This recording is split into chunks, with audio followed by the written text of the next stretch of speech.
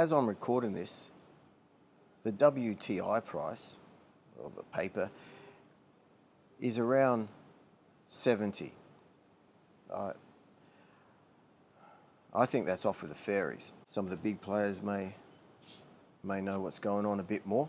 But what I've been seeing is, like, if you were to put together a bunch of scenarios, what's the worst 2 or 3 scenarios for oil to see a destruction of the supply and a spike in prices? Well, a few of them could be happening right now, and look at what oil is doing. I mean, the physical price, that may be around $90 to over $100 a barrel if you've got to buy it off a ship. But the paper price being down around the 70s.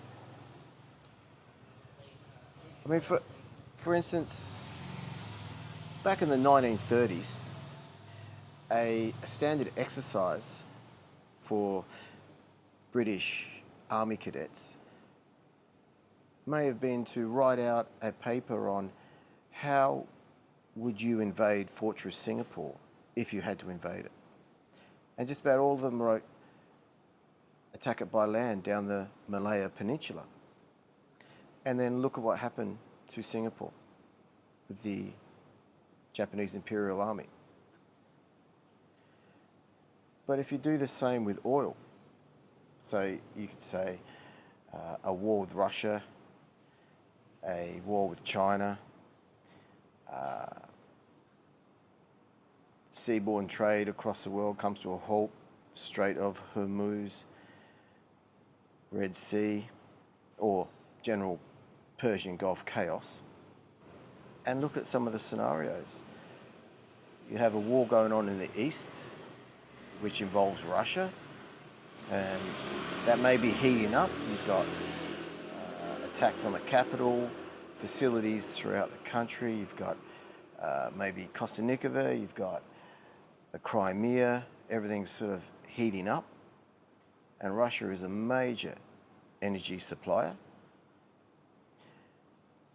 You've got Persian Gulf. You've got a huge amount of wells that may be choked back or shut in throughout that region. You've got the Strait of Hormuz that could have been closed, as everyone knows, well over 100 days. And there may be cargoes creeping out now, but I mean, who knows? It may not be anything compared to normal shipping. I could be wrong, but and China, well, China's sitting pretty with apparently a massive stockpile of oil. With these lower prices, may China turn around and start grabbing some seaborne cargoes again and start refilling their SPR? I've been saying on the channel that you can't just swing a few valves and bring wells back online that have been shut in, and that supply just isn't coming back very quickly. So refill demand, that's going to be a real thing.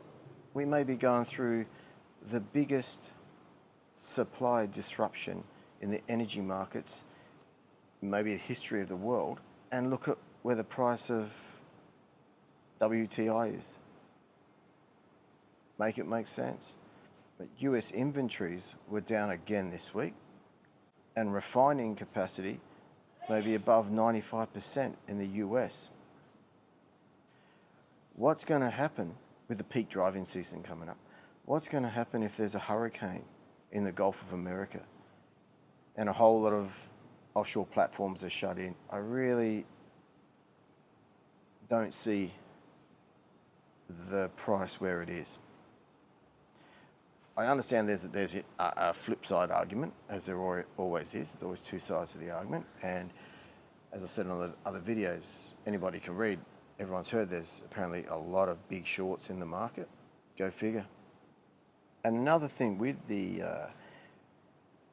price drop in oil is the argument for demand destruction or whatever, that may not apply and also the offtakes from the SPR may have slowed. That may be the traders or companies given a bit of an insight to what they think the future of the oil price is. Because if they're not taking the barrels that, even though it's a swap that, for every 1 barrel they take, they've got to pay back whatever ratio it is. But the fact that they may not be taking those barrels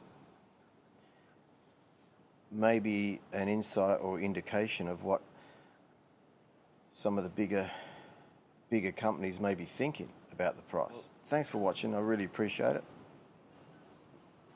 Like and subscribe if you can. And of course, nothing on this channel is ever financial advice whatsoever. It's just me rambling. But thanks for watching. Cheers.